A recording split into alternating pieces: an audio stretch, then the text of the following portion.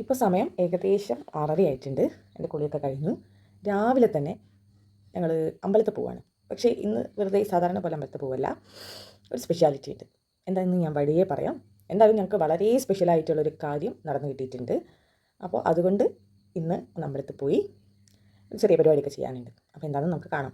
വലിയ രീതിയിൽ ഒരുങ്ങി പുറപ്പെടാനുള്ള സമയമൊന്നും ഉണ്ടായിരുന്നില്ല. കാരണം 8 മണിയാകുമ്പോഴേക്കും മീനുവിന് എക്സാമിന് പോകാനുണ്ട്. അതുകൊണ്ട് തന്നെ ആദ്യം സൺസ്ക്രീനൊക്കെ ഇട്ട് ഐബ്രോ ഒക്കെ ഒന്ന് ഫില്ല് ചെയ്തു. കണ്ണെഴുതണം എന്നൊരു തീരുമാനം ഉണ്ടായിരുന്നു.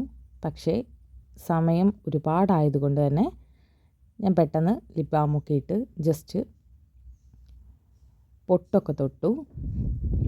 എന്നിട്ട് ഡാസ്ലറിൻ്റെ 34 ഷെയ്ഡാണ് കേട്ടോ അത് വെച്ച് നൈസായിട്ടൊന്ന് ലിപ്സ്റ്റിക്കും ഇട്ട് കൊടുത്തു. പിന്നെ വീഡിയോ എടുക്കാൻ ടൈം ഉണ്ടായിരുന്നില്ല. അതുകൊണ്ട് മുടിയൊന്ന് വാരിക്കെട്ടി ഒരു കമ്മലൊക്കെ ഇട്ട് പെട്ടെന്ന് തന്നെ ഞാനും മീനും വണ്ടിയിലൊക്കെ കയറി നേരെ അമ്പലത്തിലേക്ക് പോയി. ഞങ്ങൾ പാലാഴിമഠം അമ്പലത്തിലാണ് പോയത്. അമ്പലത്തിൽ എത്തിയ ശേഷം വണ്ടിയൊക്കെ ഒരു സൈഡിൽ ഒതുക്കി വെച്ച് ഞങ്ങൾ നേരെ അമ്പലത്തിലേക്ക് കയറി. അപ്പോഴാണ് അവർ പറഞ്ഞത് വണ്ടി നേരെ അമ്പലത്തിനുള്ളിൽ കൊണ്ടുവയ്ക്കാൻ. അങ്ങനെ ഞാൻ വന്ന് അമ്പലത്തിനുള്ളിൽ വണ്ടി കൊണ്ടുവച്ചു. അപ്പോഴേക്കും മീനു നാളികേരവും ചെറുനാരങ്ങയൊക്കെ വാങ്ങാൻ പോയി. ഇത്രയൊക്കെ പറഞ്ഞപ്പോൾ തന്നെ നിങ്ങൾക്ക് മനസ്സിലായിട്ടുണ്ടാവും ഞങ്ങൾ വാഹന പൂജയ്ക്കാണ് വന്നത്. ഞങ്ങൾ പുതിയൊരു വണ്ടിയൊക്കെ എടുത്തു. ഇതൊരുപാട് കാലമായിട്ട് ഞങ്ങൾക്ക് 2 പേർക്കും ഉണ്ടായിരുന്ന ഒരാഗ്രഹമാണ്. കാരണം എപ്പോഴും മറ്റുള്ളവരുടെ കളിയാക്കലും കുറ്റപ്പെടുത്തലും ഒക്കെ കേട്ടിട്ട് തന്നെയാണ് ഞങ്ങൾ വളർന്നിട്ടുള്ളത്. കാരണം എൻ്റെ അച്ഛന് ഞങ്ങൾ 2 പെൺകുട്ടികളാണ്.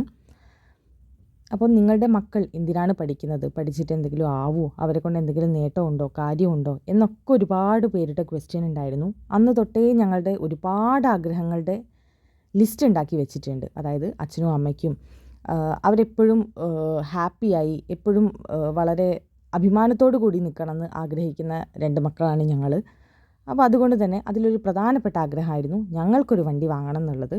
അതിൽ എൻ്റെ അനിയത്തി ആദ്യം തന്നെ വണ്ടിയൊക്കെ വാങ്ങി അവൾ സ്വന്തമായിട്ട്.